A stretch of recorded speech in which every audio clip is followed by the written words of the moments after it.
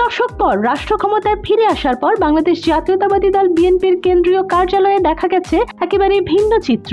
দীর্ঘদিন ধরে আন্দোলন, সংগ্রাম, সংবাদ সম্মেলন, মিছিল, পাল্টা মিছিল আর নেতা কর্মীদের ভিড়ে সরগরম থাকা নয়াপল্টনের অফিস এখন হঠাৎ করেই যেন নিস্তব্ধ হয়ে পড়েছে।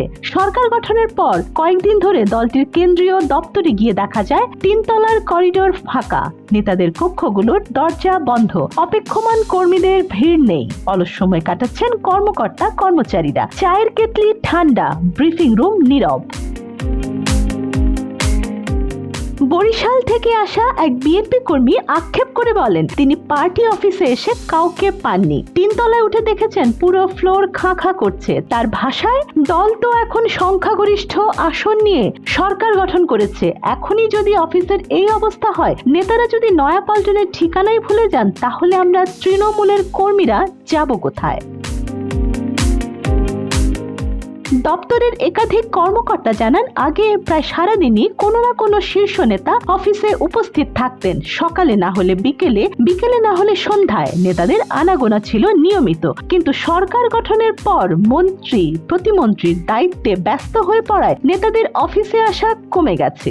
দলের জ্যেষ্ঠ যুগ্ম মহাসচিব রুহুল কবির রিজভী অসুস্থ থাকায় দপ্তরের স্বাভাবিক কার্যক্রমেও প্রভাব পড়েছে বলে জানান এক কর্মকর্তা। তার কথায়, আগে অফিসে চা পানির ব্যস্ততা থাকতো, এখন কেতলিতে গরম পানি বসাতে হয় না। নেতারা আসেন না, কর্মীরাও কম আসেন। বলতে পারেন আমরা একরকম এতিম হয়ে গেছি।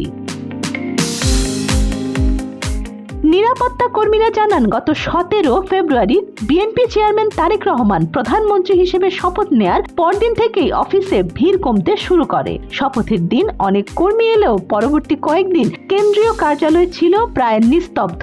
শাহবাগ এলাকায় ফুল বিক্রি করেন জমির নামের এক বিএনপি সমর্থক। তিনি বলেন, গত 16-17 বছর ধরে তিনি নিয়মিত নয়াপল্টনের অফিসের সামনে দিয়ে যাতায়াত করেন। সব সময় সেখানে নেতা কর্মীদের ভিড় দেখেছেন, নেতাদের গাড়ি দাঁড়িয়ে থাকতে দেখেছেন, কিন্তু গত কয়েকদিন ধরে অফিসটা অচেনা লাগছে বলেন তিনি।